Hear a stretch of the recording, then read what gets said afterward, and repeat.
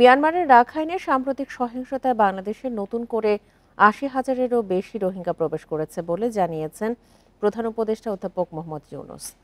মিশরের কায়রোতে মালয়েশিয়ার উচ্চশিক্ষামন্ত্রী ডক্টর জাম্বারি আব্দুল কাদিরের সঙ্গে বৈঠকে একথা জানান তিনি।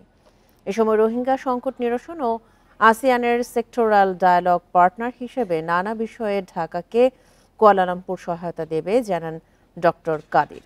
এছাড়া মালয়েশিয়ায় বাংলাদেশিদের নিয়োগ, উচ্চশিক্ষার ক্ষেত্রে সম্পর্ক সম্প্রসারণ, রোহিঙ্গা সংকট এবং আসিয়ানে বাংলাদেশের যোগদানের সম্ভাবনা সহ দুই দেশের পারস্পরিক স্বার্থ সংশ্লিষ্ট বিষয়ে কথা হয় এই বৈঠকে। এ সময় ২০২৬ সালের প্রথমার্ধে নির্বাচন আয়োজনের পরিকল্পনার কথাও জানান অধ্যাপক ইউনূস।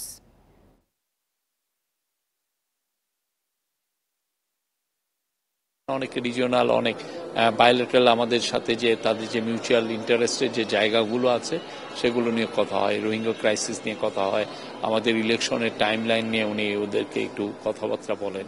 এছাড়া আমরা কোথায় কোথায় আমাদের তাদের সাথে জোরদার সম্পর্ক করতে পারি সেই সমস্ত বিষয় নিয়ে আলাপ হয়।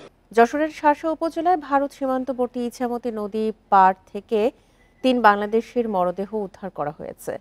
উপজেলার পাঁচভুলট ও পুটখালী সীমান্ত থেকে ৩টি মরদেহ উদ্ধার করে বিজিবি ও পুলিশ। তাদের শরীরে একাধিক আঘাতের চিহ্ন রয়েছে। বিজিবি জানায় পাঁচভুলট সীমান্তের শূন্যরেখায় বাংলাদেশের অভ্যন্তরে ইছামতি নদীর পাড়ে মরদেহ দেখতে পায় স্থানীয়রা। খবর পেয়ে পুলিশ ও বিজিবি গিয়ে মরদেহটি উদ্ধার করে। এদিকে পুটখালী সীমান্তে দিয়ে ভারতে গেলে বিএসএফ এর হাতে আটক হন সাবু হোসেন। পরে বিএসএফ তাকে মারধর করে ফেলে রেখে চলে যায় দাবি স্বজনদের। আহত অবস্থায় তাকে বাড়িতে নিয়ে এলে সেখানেই মারা যান তিনি। এছাড়া ইছামতি নদীর তীর থেকে আরেক যুবকের মরদেহ উদ্ধার করে পুলিশ।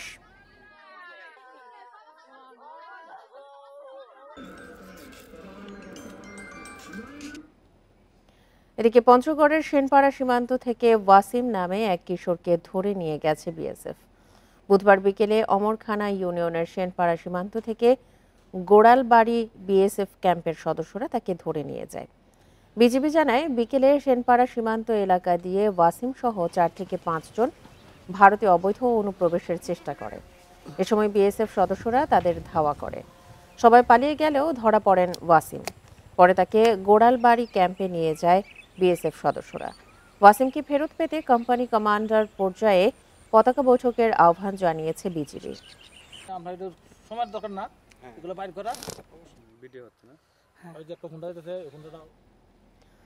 যশোর সদরের জামিয়া ইসলামিয়া মাদ্রাসার একটি ভাইরাল ভিডিও নিয়ে ব্যাপক তোলপাড় সৃষ্টি হয়েছে সামাজিক মাধ্যমে। বুধবার বিকেলে ভিডিওটি ছড়িয়ে পড়ে। এতে দেখা যায় মুখ ঢাকা একজন আরবি ভাষায় বক্তব্য দিচ্ছেন। তার পাশে দুজন কালো কাপড়ে মুখ ঢেকে অস্ত্র হাতে দাঁড়িয়ে আছেন। মঞ্চের আশপাশে বেশ কয়েকজনকে শ্রোতা হিসেবে দেখা যাচ্ছে। মাদ্রাসা কর্তৃপক্ষের দাবি, 17 ডিসেম্বর বার্ষিক সাংস্কৃতিক প্রতিযোগিতা অনুষ্ঠানে শিক্ষার্থীরা ফিলিস্তিনের মুক্তিকামী মানুষের লড়াই সংগ্রামের বিষয়টি অভিনয় করে দেখিয়েছেন। পুলিশ বলছে ভিডিওটি একটি মাদ্রাসার প্রতিযোগিতার অংশ ছিল। তারা ডামি অস্ত্র ব্যবহার করেছে।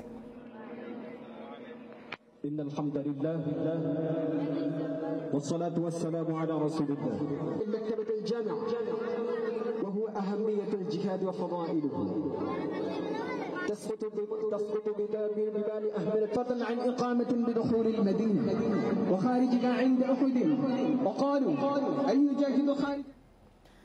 র্যাবের সাবেক ডিজি মুখলেসুর রহমান ও সাবেক আইজিপি বেনজির আহমেদ এবং আব্দুল আল মামুন সহ গুমের ঘটনায় সংশ্লিষ্টতার অভিযোগ পাওয়া গেছে এমন সাবেক ও বর্তমান ২০ সরকারি কর্মকর্তার দেশত্যাগে নিষেধাজ্ঞার বিষয়ে প্রয়োজনীয় ব্যবস্থা নিতে বলেছে স্বরাষ্ট্র মন্ত্রণালয়।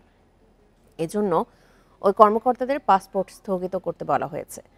ইমিগ্রেশন ও পাসপোর্ট অধিদপ্তর এবং এসবিকে এই সংক্রান্ত নির্দেশনা দেওয়া হয়েছে। গত রোববার সুরক্ষা সেবা বিভাগের উপসচিব ইমিগ্রেশন ও পাসপোর্ট অধিদপ্তরের মহাপরিচালক এবং এসবির অতিরিক্ত পুলিশ মহাপরিদর্শককে নিয়ে চিঠি দিয়েছে। তাতে বলা হয়েছে, গুম সংক্রান্ত তদন্ত কমিশনের দেয়া চিঠির সূত্র ধরে এই নির্দেশনা। সে অনুযায়ী দ্বিতীয় পর্যায়ে আরও ২০ কর্মকর্তার গুমের ঘটনায় জড়িত থাকার অভিযোগ পাওয়া গেছে। তদন্তের প্রয়োজনে ওই ব্যক্তিরা যেন দেশ ত্যাগ করতে না পারেন সেজন্য তাদের পাসপোর্ট স্থগিত করে দেশ থেকে নিষেধাজ্ঞার বিষয়ে প্রয়োজনীয় ব্যবস্থা নিতে বলা হয়েছে।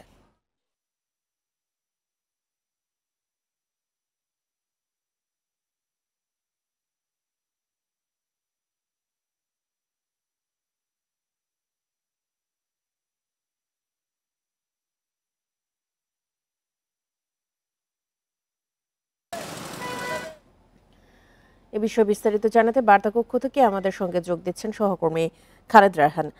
রায়হান, মোখলেসুর রহমান, বেনজির আহমেদ এবং আব্দুল্লাহ আল মামুন সহ যে 20 কর্মকর্তার বিরুদ্ধে বিদেশ যাত্রায় নিষেধাজ্ঞা পাওয়া গেছে, এদের মধ্যে আরও উল্লেখযোগ্য কারা কারা রয়েছেন এবং তাদের অবস্থান এখন কোথায়? দেখুন, গুম তদন্ত কমিশন যেটি করা হয়েছিল সেটি কিন্তু দ্বিতীয় দফায় এই 20 জনকে দেশ ত্যাগে নিষেধাজ্ঞা দিয়েছেন। এর আগে কিন্তু প্রথম দফায় 18 নভেম্বর আরও 22 জন কর্মকর্তাকে দেশ ত্যাগে নিষেধাজ্ঞা দেওয়া হয়েছিল এবং সেটিতে যারা ছিলেন সবাই কিন্তু আমরা দেখেছি বিভিন্ন গোয়েন্দা বাহিনীর সদস্য, বিশেষ করে ডিজিএফআই, এনএসআই সেই সদস্য। এবার যে 20 জনের তালিকা দেওয়া হয়েছে, আপনি কয়েকজনের নাম বলছেন, সেখানে বেনজির আহমেদ রয়েছে, র্যাবের সাবেক কয়েকজন ডিজির কথা বলা হয়েছে এবং একই সঙ্গে আমরা দেখেছি যে র্যাব 1-এর সিও ছিল এবং একই সঙ্গে র্যাব ইন্টেলিজেন্সের প্রধান ছিলেন সারোয়ার বিন কাশেম থেকে শুরু করে যে নামগুলো এসছে প্রত্যেকটি নামই কিন্তু আমরা দেখছি যে র্যাবের যারা ইন্টেলিজেন্সে ছিল এবং একই সঙ্গে বিভিন্ন বাহিনীতে ডিজিএফের ইন্টেলিজেন্সে ছিল সেই নামগুলি কিন্তু বেশিরভাগ সময় এসেছে এবং ডিবির ঢাকা মহানগরের যিনি প্রধান ছিলেন হারুনুর রশিদ, তার নাম এসছে। একই সঙ্গে ডিবিতে কাজ করতেন অতিরিক্ত পুলিশ কমিশনার হিসেবে শ্রী মশিউর রহমানের নাম এসে। সব মিলে কিন্তু গোয়েন্দা সংস্থা বা গোয়েন্দা বাহিনীতে যারা ছিলেন তাদের নামগুলি কিন্তু ঘুরে ফিরে আসে। প্রথম দফায় 22 জন, দ্বিতীয় দফায় 20 জন, সব মিলে 42 জনের প্রমাণ কিন্তু তারা পেয়েছেন। কে কোথায় আছেন সেই বিষয় নিয়ে কিন্তু এখনও প্রশ্ন রয়েছে। আমরা জানি যে ডিবির ঢাকার যিনি প্রধান ছিলেন হারুনুর রশিদ, তিনি ইতিমধ্যেই দেশ ত্যাগ করেছেন বলে একটি গুঞ্জন শোনা যাচ্ছে। বেনজির আহমেদ, তিনি কিন্তু অনেক আগেই দেশ ছেড়ে বলা যায় অনেকটা পালিয়ে গেছেন, তিনিও দেশে নেই। এছাড়া বেশ কয়েকজন নাম, বিশেষ করে মনিরুল ইসলাম, যিনি সাবেক এসবি প্রধান ছিলেন, তিনি সম্প্রতি দেশের বাইরে আছেন বলে একটি আমরা দেখে টেলিভিশনে সংবাদ প্রচার করা হয়েছিল।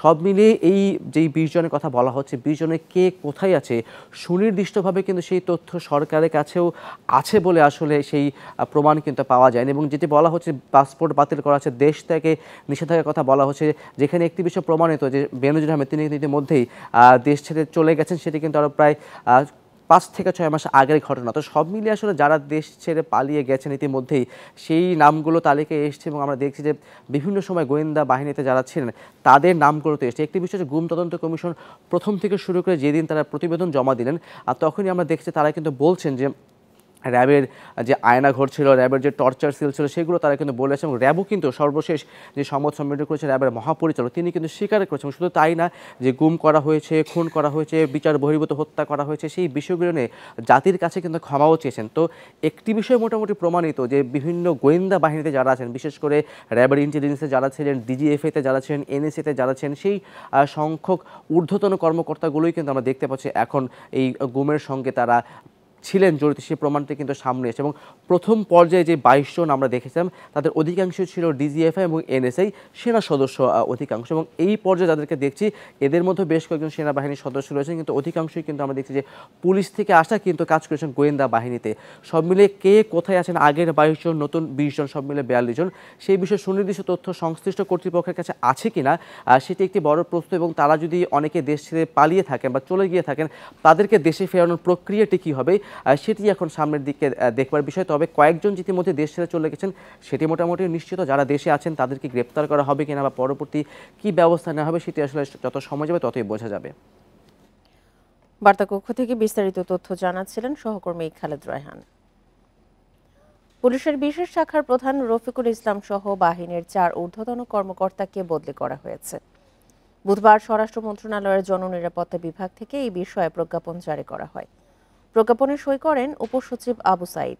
বদলি হওয়া কর্মকর্তাদের মধ্যে এসবি প্রধান অতিরিক্ত আইজিপি খন্দকার রফিকুল ইসলামকে অ্যান্টি টেররিজম ইউনিটে, পুলিশ স্টাফ কলেজের উপমহাপরিদর্শক গোলাম রসুলকে বিশেষ শাখায়, ডিএমপির অতিরিক্ত কমিশনার ইসরায়েল হাওলাদারকে শিল্পাঞ্চল পুলিশে এবং ট্যুরিস্ট পুলিশের সুপার আবুল কালাম আজাদকে সিআইডিতে বদলি করা হয়েছে।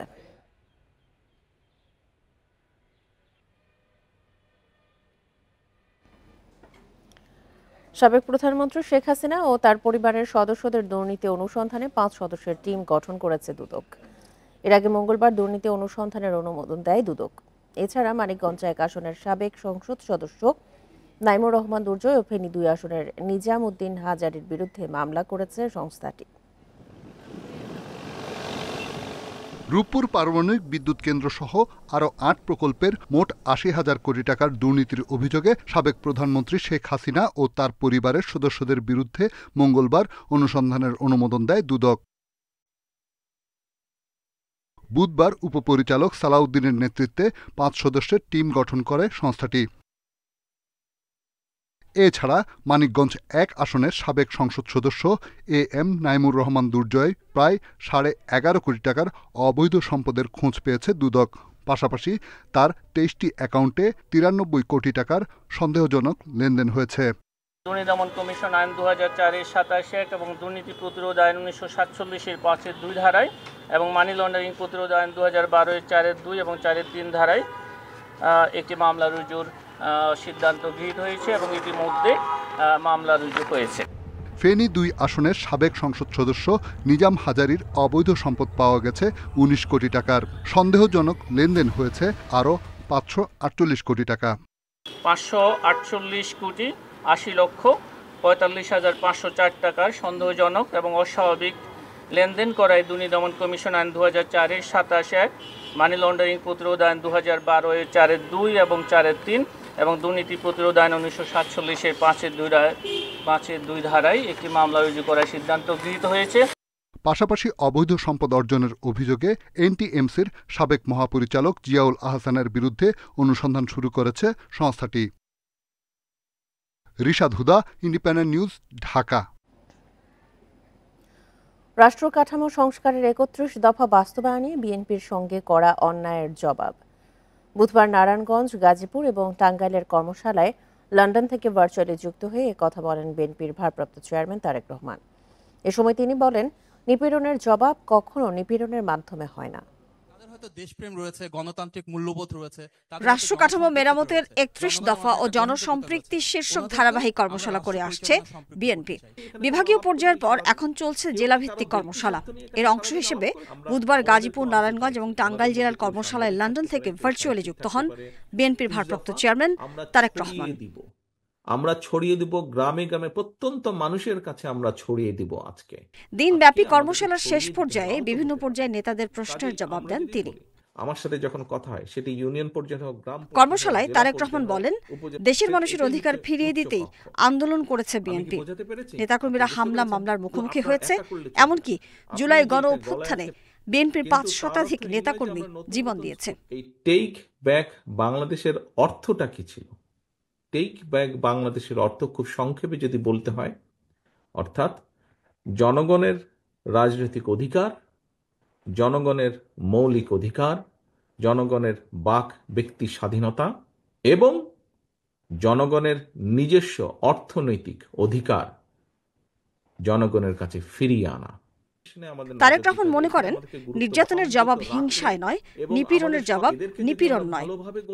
আজকের এই 31 দফা আমরা ছড়িয়ে দিব, আমরা ছড়িয়ে দিব গ্রামে গ্রামে, প্রত্যন্ত মানুষের কাছে আমরা ছড়িয়ে দিব।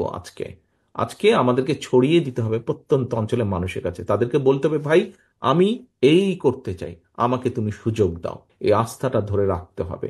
আস্থা ধরে রাখার দায়িত্ব আপনার, আস্থা ধরে রাখার দায়িত্ব আপনার কর্মী হিসেবে, দলের কর্মী হিসেবে। আস্থা ধরে রাখার দায়িত্ব জনগণের না। কাজের মাধ্যমে দেশের মানুষের আস্থা ও ভালোবাসা ধরে রেখে জাতীয়তাবাদী শক্তি মানুষের অধিকার রক্ষায় সজাগ থাকবে বলে প্রত্যয় জানান বিএনপির ভারপ্রাপ্ত চেয়ারম্যান। আমার দলের নেতাকর্মীরা 500-র মতন নেতাকর্মী। Mahmud Moumita, independent news, Dhaka. 48তম বিসিএস থেকে প্রতি বছর একটি বিসিএস শেষ করার পরিকল্পনা নিয়েছে পাবলিক সার্ভিস কমিশন। কমিশন বলছে, বিসিএস পরীক্ষার সিলেবাস যুগোপযোগী করা, 3 স্তরের মৌখিক পরীক্ষা চালু করা সহ নানা উদ্যোগ নিচ্ছে কমিশন।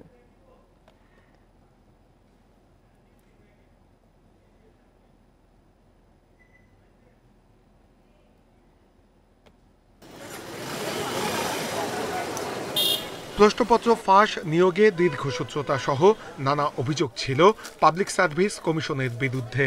ছাত্র জনতার আন্দোলনের মুখে গত 5 আগস্ট হাসিনা সরকারের পতনের পর কমিশনেও আসে পরিবর্তন। বিসিএস এর দীর্ঘসূত্রতা কমানো, নতুন চাকরির বিজ্ঞাপন দ্রুততম সময়ের মধ্যে দেওয়ার আহ্বান করে আসছে চাকরি প্রার্থীরা।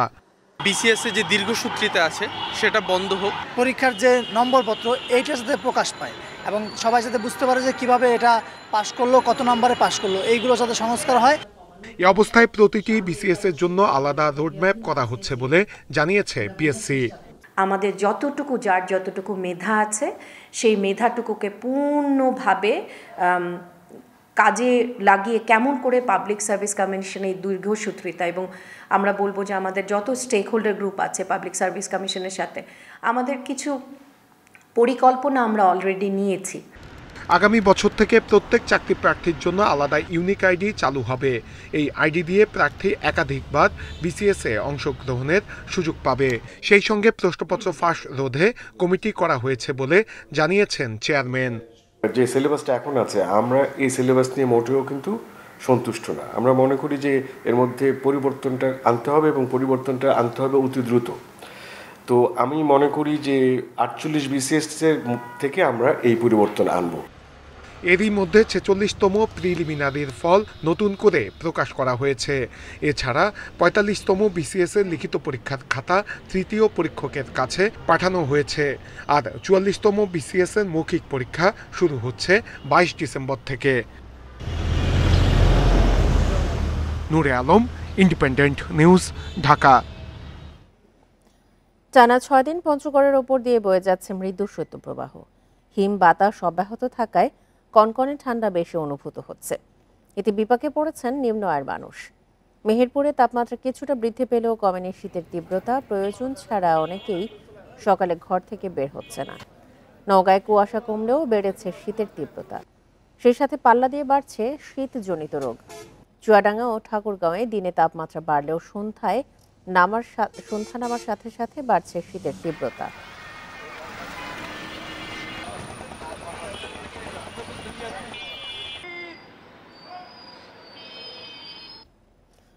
বঙ্গোপসাগরের লঘুচাপের প্রভাবে আজ খুলনা ও বরিশালে বৃষ্টি হতে পারে জানিয়েছে আবহাওয়া অফিস। এতে আরও কমতে পারে দিনের তাপমাত্রা। আবহাওয়া অফিস বলছে, লঘুচাপের প্রভাবে শুক্রবার থেকে দেশের 7 বিভাগে হালকা থেকে মাঝারি বৃষ্টির শঙ্কা রয়েছে। এতে হতে পারে বজ্রসহ বৃষ্টিও। এ সময় দেশের আকাশ মেঘলা থাকবে বলেও জানিয়েছে আবহাওয়া অফিস। তাপমাত্রা কমতে পারে 2 থেকে 3 ডিগ্রি সেলসিয়াস। এছাড়া দেশের নানা জায়গায় পড়তে পারে হালকা থেকে মাঝারি কুয়াশা। আর বৃষ্টির সংখ্যা কমে আসবে রোববারের পর।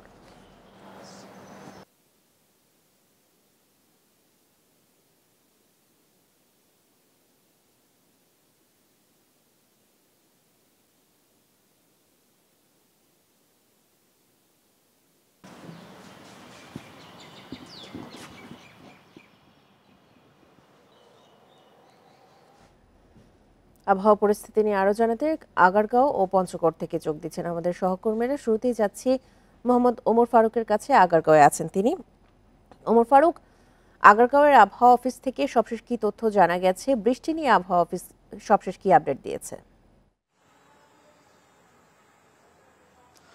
দেখুন, গত কয়েকদিন ধরে সারা দেশে যে শৈত্যপ্রবাহ ছিল সেটি কিন্তু কমে আসতে শুরু করেছে এবং গত 2 থেকে 3 দিন ধরে কয়েকটি রাজধানীর সহ দেশের কয়েকটি জায়গায় কিন্তু তাপমাত্রা একটু বেড়েছে। তবে আবহাওয়া অফিস আমাদেরকে যে বিষয়টি জানিয়েছে, বঙ্গোপসাগরে যে লঘুচাপটি তৈরি হয়েছে সেটি কিন্তু নিম্নচাপ বা ঘূর্ণিঝড়ের আকারে ধারণ করবে না, যার কারণে সেটি বৃষ্টি ঝরিয়ে সেটি আসলে বিদায় নেবে। তো আমাদেরকে যে বিষয়টি জানিয়েছে, ঢাকা সহ কয়েকটি জেলায় সারা দেশে ভারী বৃষ্টিপাত সম্ভাবনা রয়েছে এবং অন্যান্য শীতে কিন্তু বৃষ্টি হলেও হালকা বৃষ্টি হয় বলে আমাদেরকে জানিয়েছে। তবে এবারের বৃষ্টি ভারী বৃষ্টি হবে বলে আমাদেরকে জানিয়েছে। এছাড়া তারা আমাদেরকে জানিয়েছেন যে 100 থেকে 175 মিলিমিটার পর্যন্ত বৃষ্টি হতে পারে। বিশেষ করে রাজধানীতে হালকা বৃষ্টি থাকবে, বরিশাল, ঢাকা, চট্টগ্রামে বৃষ্টি হবে, এরপর রংপুর, রাজশাহী সেই সব জায়গাগুলোতেও বৃষ্টি হবে বলে আমাদেরকে জানিয়েছে। তবে আমি কৃষি সম্প্রসারণ অধিদপ্তরের কথা বলেছি, তারা আমাদেরকে যে বিষয়টি জানিয়েছে জানিয়েছে এই বৃষ্টির কারণে, যেহেতু একটি গুরুত্বপূর্ণ তথ্য যে বিষয়টি হচ্ছে যে এখন সবজির সময়, এই সবজির সময়ে যারা যখন বৃষ্টি আসবে তখন নানান ধরনের সমস্যা তৈরি হতে পারে, তার কারণে কিন্তু তারা বলে দিয়েছেন নালা তৈরি করে দেওয়ার জন্য, বিশেষ করে বাঁধাকপি, ফুলকপি সহ নানান যে সবজিগুলো আছে, এবং তারা বলেছেন আবরণ তৈরি করে দেওয়ার জন্য। যদি সব মিলিয়ে আমি বলতে চাই, তারা আমাদেরকে যে বিষয়টি জানিয়েছে যে বঙ্গোপসাগরে যে লঘুচাপটি তৈরি হয়েছে সেটি কোনোভাবেই ঘূর্ণিঝড় বা নিম্নচাপ হওয়ার কোনো রকম সম্ভাবনাই নেই। এই বৃষ্টি ঝরিয়েই তারা এই নিম্নচাপ, এই লঘুচাপটি বিদায় নেবে। তবে তারা বলছেন যে এই বৃষ্টির পরে শৈত্যপ্রবাহ আসার সম্ভাবনা রয়েছে এবং তাপমাত্রা আবারও কমার সম্ভাবনা রয়েছে, এবং আগামী সপ্তাহের দিকে শৈত্যপ্রবাহ আবারও শুরু হওয়ার সম্ভাবনা রয়েছে। আর বৃষ্টি আজকের শুক্রবার রাত থেকে পরবর্তী 72 ঘন্টা সেই বৃষ্টিপাত হওয়ার সম্ভাবনা রয়েছে। তবে আমি আবারও বলছি, ভারী বৃষ্টিপাত হওয়ার সম্ভাবনা রয়েছে। এই ছিল আমার কাছে। আগারগাঁওয়ের আবহাওয়া অফিস থেকে জানাচ্ছিলেন সহকর্মী ওমর ফারুক। এবার আমরা যাচ্ছি পঞ্চগড়ে, সেখান থেকে জানাবেন সহকর্মী শফিকুল আলম। শফিকুল, পঞ্চগড়ে আজকের তাপমাত্রা কেমন দেখছেন? আবহাওয়া অফিস থেকে কি বলা হয়েছে? আর শীতের যে বিভিন্ন সবজি আছে বা খেটে খাওয়া মানুষের কি অবস্থা? জি, শীতের জেলা হিসেবে পরিচিত পঞ্চগড়ে টানা 6 দিন ধরে কিন্তু মৃদু শৈত্যপ্রবাহ বয়ে চলছিল। তো আজকে সকালে তাপমাত্রা সামান্য বেড়েছে। সকাল 9টায় তেঁতুলিয়া আবহাওয়া অফিসের পক্ষ থেকে সর্বনিম্ন তাপমাত্রা রেকর্ড করা হয়েছে 10.2 ডিগ্রি সেলসিয়াস। গতকালকে কিন্তু সেটি ছিল 8.8 ডিগ্রি সেলসিয়াস। আবহাওয়া অফিসের পক্ষ থেকে বলা হচ্ছে সর্বনিম্ন তাপমাত্রা 8 থেকে 10-এর মধ্যে থাকলে সেই পর্যায়টাকে মৃদু শৈত্যপ্রবাহ তারা বলছেন। তো আমরা আসলে দেখছি যে প্রতিদিন বিকেলের পর থেকেই ঘন কুয়াশা শুরু হয়ে যায়, রাতভর কুয়াশা থাকে, কুয়াশার সাথে হিমশীতল বাতাস থাকে।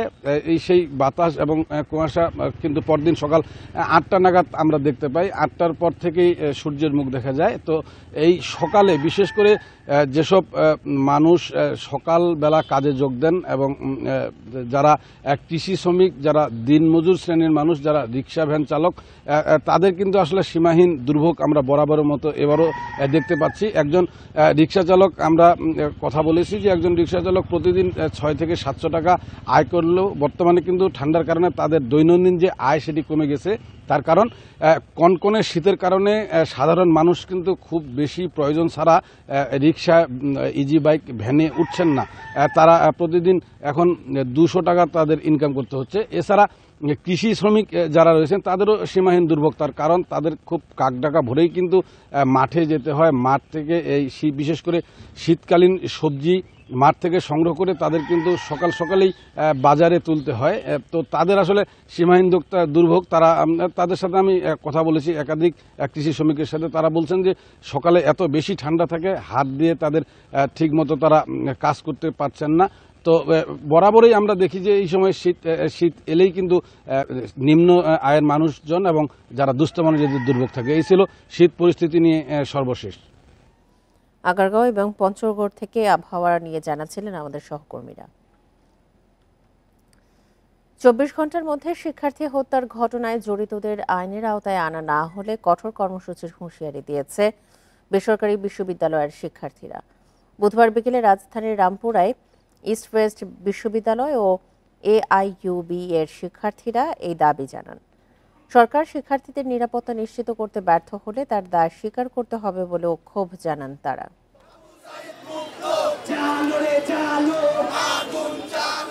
বৈষম্য বিরোধী আন্দোলনে অংশ নিয়ে এখন নিরাপত্তাহীনতায় ভুগছেন শিক্ষার্থীরা, তাই আবারও পথে তারা। সম্প্রতি দুর্বৃত্তদের হাতে নিহত হন AIUB এর শিক্ষার্থী মোহাম্মদ ওয়াজেদ সীমান্ত এবং ইস্ট ওয়েস্ট ইউনিভার্সিটির শিক্ষার্থী তাজবির হোসেন শিহান সহ 3 জন। সবশেষ চট্টগ্রামে বৈষম্য বিরোধী ছাত্র আন্দোলনে অংশ নেয়া জসিমউদ্দিন নামে এক যুবককে মঙ্গলবার ছুরিকাঘাতে হত্যা করে দুর্বৃত্তরা। এসব ঘটনায় ঢাকা বিশ্ববিদ্যালয় সহ বিভিন্ন শিক্ষা প্রতিষ্ঠানে বিক্ষোভ করে শিক্ষার্থীরা। বুধবার সম্মিলিত বেসরকারি বিশ্ববিদ্যালয় এর ব্যানারে বিক্ষোভ সমাবেশে শিক্ষার্থীরা জানান, দেশজুড়ে ছাত্ররা নিরাপত্তাহীনতায় ভুগছে, তবে এতে শিক্ষার্থীদের প্রতিবাদ দমানো যাবে না। অবিলম্বে শিক্ষার্থীদের নিরাপত্তা এবং দেশে নিরাপত্তা নিশ্চিত সুন্দরভাবে করবেন। একজন ছাত্র হত্যা মানে একজন ছাত্র, সে হোক পাবলিকের, সে হোক প্রাইভেটের, সে হোক জাতীয় বিশ্ববিদ্যালয়ের, সে হোক স্কুল কলেজের। আমরা সরকারকে জিজ্ঞাসা করতে চাই, আর কত আন্দোলনকারীকে হত্যা করে এই আন্দোলনের স্পিডকে আপনারা বেহাত করতে চাচ্ছেন? শিক্ষার্থী হত্যার বিচারে 7 দিনের মধ্যে স্বাধীন তদন্ত কমিশন গঠনের দাবি শিক্ষার্থীদের।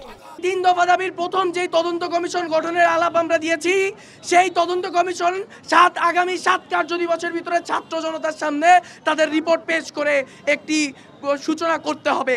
যদি 24 ঘন্টা আলটিমেটামের মধ্যে এই দাবি যদি আমাদের মেনে না আনা হয়, তাহলে এর চেয়েও কঠোর কর্মসূচি যদি আমরা প্রাইভেট বিশ্ববিদ্যালয় পিছপা হব না। কর্মসূচির কারণে রামপুরা ব্রিজ এলাকায় তৈরি হয় দীর্ঘ যানজট। সমাবেশ শেষে শিক্ষার্থীরা ইস্ট ওয়েস্ট ইউনিভার্সিটির সামনে থেকে মশাল মিছিল করে। সুলতানা জাহান মিতু, ইন্ডিপেন্ডেন্ট নিউজ, ঢাকা। অর্থনৈতিক ঝুঁকি মোকাবেলা ও বৈদেশিক মুদ্রার সংকট কাটাতে আন্তর্জাতিক মুদ্রা তহবিলের কাছে আরও $75 কোটি ঋণ চেয়েছে বাংলাদেশ। চলমান ঋণ কর্মসূচির বাইরে এই সহায়তা চেয়েছে সরকার। বুধবার এক সংবাদ বিজ্ঞপ্তিতে এই তথ্য জানায় IMF। তবে এই ঋণ পেতে হলে বাংলাদেশকে বিদ্যুতের দাম বাড়ানো সহ বেশ কিছু কঠিন শর্ত দিয়েছে সংস্থাটি। এই ঋণ অনুমোদন পেলে IMF থেকে বাংলাদেশের মোট ঋণের পরিমাণ দাঁড়াবে $530 কোটি।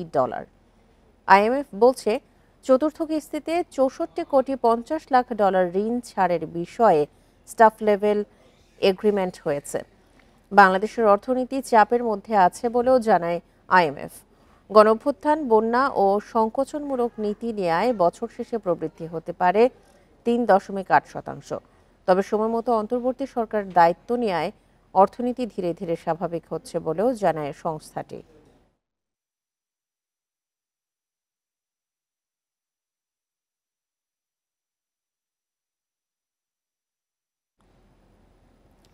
এদিকে দেশে আবারও অস্থিতিশীল হয়ে উঠছে ডলারের বাজার। ব্যাংক খাতের পাশাপাশি খোলা বাজারেও ডলারের বিনিময় হার বাড়ছে। কিছু ব্যাংক এখন রেমিটেন্সের ডলার কিনছে 126 টাকা দরে, আর খোলা বাজারে প্রতি ডলার কেনা বেচা হচ্ছে সর্বোচ্চ 125 টাকায়। যদিও ব্যাংকগুলোর ঘোষিত দর অনুযায়ী প্রতি ডলারের বিনিময় হার সর্বোচ্চ হওয়ার কথা 120 টাকা। শেখ হাসিনা সরকারের পতনের পর দেশে ডলারের বাজার প্রায় স্থিতিশীল হয়ে এসেছিল। খোলা বাজারেও ডলারের দর ছিল নিম্নমুখী, কিন্তু নভেম্বরের শুরুতেই দর বাড়তে শুরু করে। এদিকে IMF এর শর্ত অনুযায়ী নির্ধারিত পরিমাণের রিজার্ভ সংরক্ষণ করতে বাণিজ্যিক ব্যাংকগুলো থেকে ডলার কেনা বাড়িয়েছে বাংলাদেশ ব্যাংক। এটিও ডলারের দর বৃদ্ধিতে বড় ভূমিকা রাখছে বলে ধারণা সংশ্লিষ্টদের।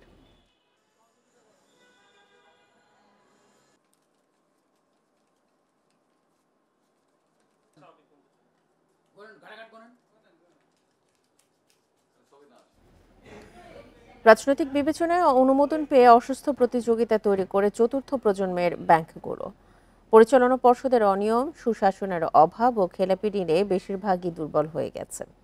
বুধবার রাজধানীর BIBM মিলনায়তনে এক সেমিনারে এসব তথ্য তুলে ধরা হয়।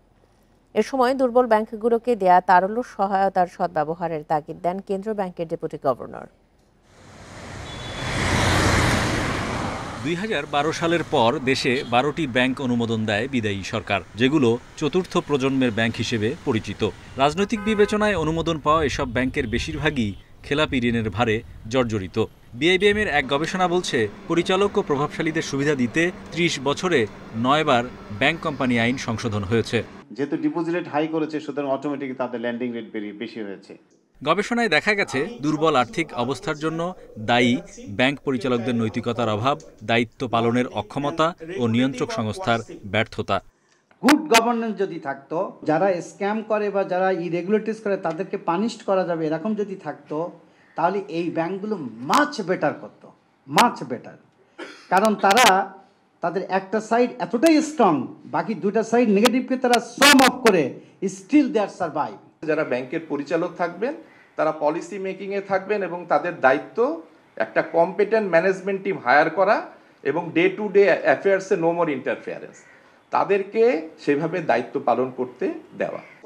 বিআইবিএম এর জরিপে ৩ শতাধিক ব্যাংকারের বেশিরভাগই দুর্বল ব্যাংকগুলো একীভূত বা অবসানের পক্ষে মত দিয়েছেন। তবে ডেপুটি গভর্নর আশা করেন বাংলাদেশ ব্যাংকের দেয়া তারল্য সহায়তায় ঘুরে দাঁড়াবে প্রতিষ্ঠানগুলো। করাপশনের মধ্যে কোনো কিছু যেন না করে, কোনো ফান্ড যেন মানে মিস ইউটিলাইজ যাতে না হয়, সেই জিনিসগুলো করতে হবে। যে ট্রাস্ট যেটা ডেফিসিট হয়ে গিয়েছে জনগণে, সেটাকে ফিরিয়ে আনার জন্য কিন্তু আসলে বাংলাদেশ ব্যাংক এইটা দিয়েছে। গবেষণা বলছে ইচ্ছাকৃত ঋণখেলাপিরা শাস্তি পাচ্ছেন না। বেশিরভাগ ব্যাংক কর্মকর্তাই মনে করেন এ ধরনের ঋণখেলাপি নিয়ন্ত্রক সংস্থা ও রাষ্ট্রযন্ত্রের চেয়েও ক্ষমতাধর। Hari Saha, independent news, Dhaka. রাজধানীর বেশিরভাগ বাজারে ভোজ্য তেলের কিছুটা সরবরাহ বাড়লেও তা এখনো পর্যাপ্ত নয় বলে জানিয়েছেন ব্যবসায়ীরা। চাহিদা মতো তেল না পেয়ে হতাশ ভোক্তারাও। বুধবার বাজারে সয়াবিন তেল না পেয়ে ভোগান্তিতে পড়েন ভোক্তারা। বিশেষ করে 1 ও 2 লিটারের বোতলজাত সয়াবিনের সংকট এখনো রয়েছে বলে জানিয়েছেন বিক্রেতারা। তারা জানান, পাইকার ও ডিলাররা এখনো মিল মালিকদের কাছ থেকে পর্যাপ্ত তেল না পাওয়ায় খুচরা বিক্রেতাদের চাহিদা মতো দিচ্ছেন না। এদিকে তেলের সংকট তৈরি করে দাম বাড়ানোকে উদ্দেশ্যপ্রণোদিত বলে অভিযোগ করেছেন ভোক্তারা। বাড়ানোর 4-5 দিনে মাথা পর্যন্ত কোনো তেল ছিল না, এরপর পরে মোটামুটি কিছুটা তেল ঢুকছে, তবে অ্যাভেলেবেল না। অন্য সময় দেখা গেছে দাম বাড়ার একদিন পরে মার্কেটে দেখা গেছে তেল কোম্পানি ঢুকাইতো, কিন্তু এবার দেখা গেছে যে বাড়ছে তোমার 1 সপ্তাহ হয়ে যেতেছে, কিন্তু ওইরকম ভাবে দেয় নাই, মাত্র 2-3 কার্টন তেল দিচ্ছে। না, একদম এখন রুট লেভেলের মানুষও বুঝে, যে কিছুই জানে না সেও বুঝে যে না, এটা কার সাথে চলতেছে।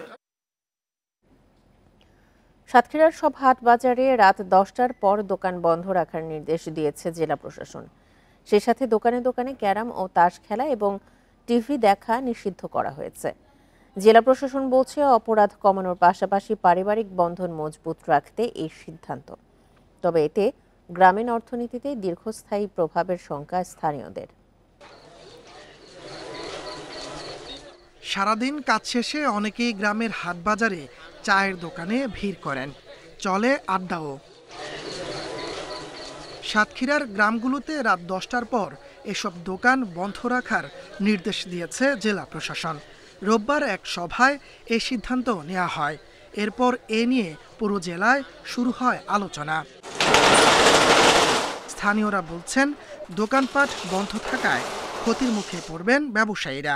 সেই সাথে সামান্য বিনোদনের সুযোগ থেকেও বঞ্চিত হবেন গ্রামবাসী। এই আদেশ প্রত্যাহার করে গ্রাম বাংলার মানুষগুলোকে বিনোদনের জায়গাটা খুলে রাখার আহ্বান আমি জানাচ্ছি। দোকানে বসে এই ফাজলামি করলে কেস কেমন হবে, অনেক কিছু দুর্ঘটনা ঘটবে। এটা যদি না করে তার জন্য সরকার আইন নির্দেশ করেছে যে আমি সকাল সকাল বাড়ি চলে যাই। নির্দেশে আমার প্রথম ভালো লাগে। তবে জেলা প্রশাসনের দাবি, এর মাধ্যমে পারিবারিক বন্ধন শক্ত হবে এবং অপরাধ প্রবণতা কমবে। রাত 10টার পরে যদি আমরা এটা বন্ধ রাখি, আমার মনে হয় যে অনেক ক্ষেত্রে এরকম আপনার আইন শৃঙ্খলা পরিস্থিতি আমরা কিন্তু উন্নতি করতে পারবো, এবং সামাজিক সম্প্রীতি এবং পারিবারিক যে একটা হৃদ্যতার যে জায়গাটা বা সেই জায়গাটা আমরা মনে হয় এটা আমরা উন্নত করতে পারবো।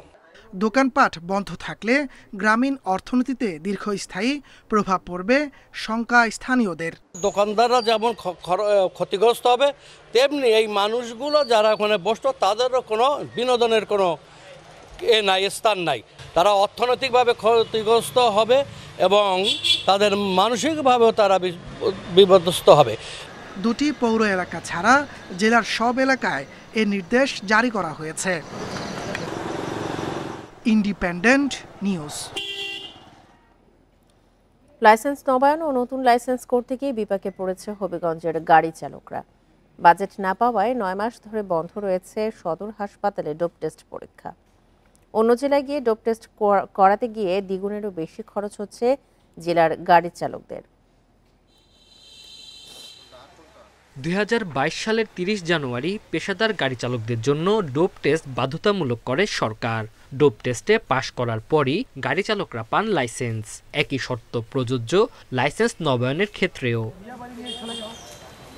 তবে চলতি বছরের ফেব্রুয়ারি মাস থেকে বাজেট না থাকায় হবিগঞ্জ 250 শয্যা সদর হাসপাতালে বন্ধ রয়েছে ডোপ টেস্ট। এতে নতুন লাইসেন্স পায়নি প্রায় 4000 গাড়ি চালক, আর লাইসেন্স নবায়নও ভোগান্তিতে পড়েছেন অনেকে। আমরা ডোপ টেস্টের জন্য ড্রাইভিং লাইসেন্স করতে পারি না, নানান সমস্যায় পড়তে হয়, পার্শ্ববর্তী জেলাতে যেতে হয়, অনেক ধরনের হেনস্থার শিকার হতে হয়। প্রায় 9 মাস ধরে এই জন্য আমরা ভোগান্তি ভুগতেছি। প্রায় আমাদের সিলেট মুলিয়া যাওয়া লাগতেছে এবং ড্রাইভিং লাইসেন্স পাইতে আমাদের বহুত কষ্ট হইতেছে।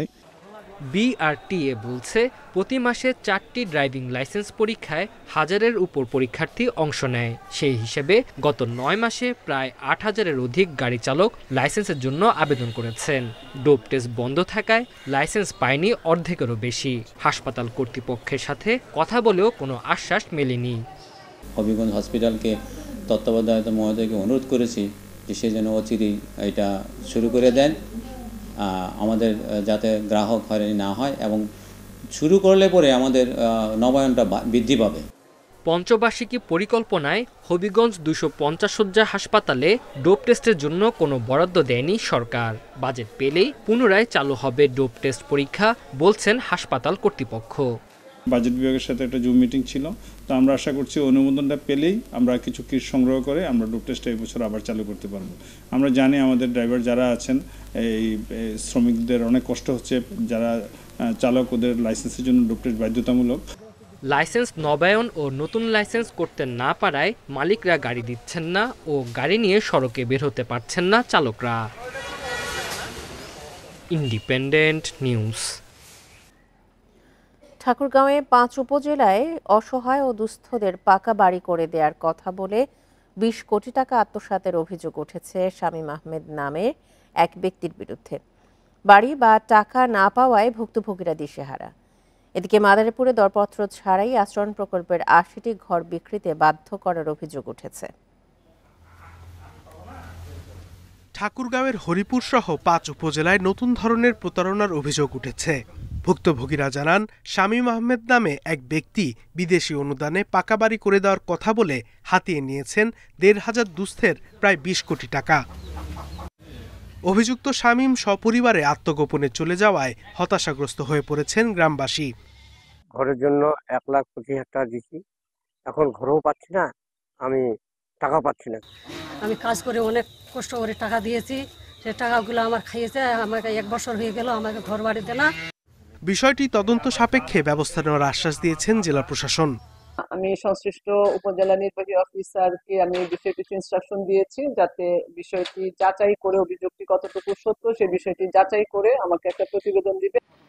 এদিকে মাদারীপুর সদরের খোয়াজপুর ইউনিয়নের চরগোবিন্দপুরে আশ্রয়ণ প্রকল্পের 40টি ঘর মাত্র 3 লাখ টাকায় কেনার অভিযোগ উঠেছে খোয়াজপুর ইউনিয়নের ইউপি সদস্য নজরুল সর্দার এবং তার সহযোগী আজিজুল আকন ও জাকির হোসেনের বিরুদ্ধে।